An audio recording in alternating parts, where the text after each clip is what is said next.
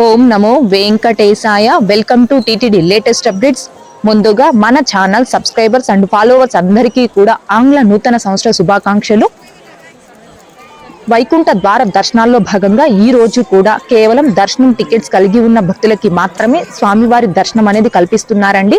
ఈ రోజు అనగా 2026వ సంవత్సరం జనవరి 1వ తేదీ గురువారం రోజున తిరుమలలో భక్తుల రద్దీ అయితే కొనసాగుతూ ఉంది. ఈ రోజు దర్శనం టికెట్ కలిగి ఉండి ఎవరైతే తెల్లవారుజామున స్వామివారి దర్శనంకి వెళ్లారో ఆ భక్తులందరికీ కూడా కేవలం 2 గంటల్లోనే దర్శనం అనేది కంప్లీట్ అయిపోవడం జరిగింది.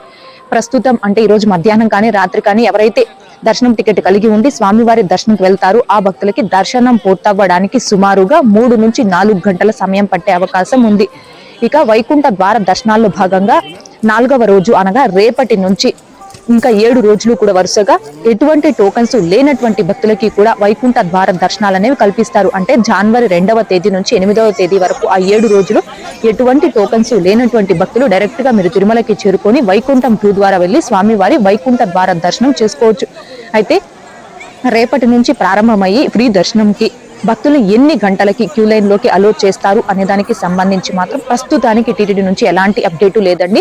ఫ్రీ దర్శనం క్యూ లైన్ లోకి భక్తులు ఎన్ని గంటలకు అలోట్ చేస్తారు అనే దానికి సంబంధించి టీటీడీ నుంచి అప్డేట్ వచ్చిన వెంటనే మన ఛానల్లోను ఛానల్ టెలిగ్రామ్ గ్రూప్ వాట్సాప్ ఛానల్లో అప్డేట్ ని పోస్ట్ చేయడం జరుగుతుంది. సో నేను రేపు కూడా తిరుమలలోనే ఉంటాను కాబట్టి అప్డేట్ వచ్చిన వెంటనే మన ఛానల్లో పోస్ట్ చేస్తానండి. ఇక ఆఫ్లైన్ అకామిడేషన్కి వస్తే తిరుమల కొండపై ఈ రోజు కూడా సిఆర్ ఆఫీస్ వద్ద కేవలం దర్శనం టికెట్ కలిగి ఉన్న భక్తులకి మాత్రమే అకామిడేషన్ అనేది ఇస్తున్నారు. అంటే ఈ రోజు మధ్యాహ్నం తర్వాత దర్శనం టైం స్లాట్ అండ్ రేపటికి సంబంధించి దర్శనం టికెట్స్ కలిగి ఉన్న వారికి మాత్రమే సిఆర్ ఆఫీస్ దగ్గర ఈ రోజు ఆఫ్లైన్ లో అకామిడేషన్ అనేది ఇస్తున్నారండి.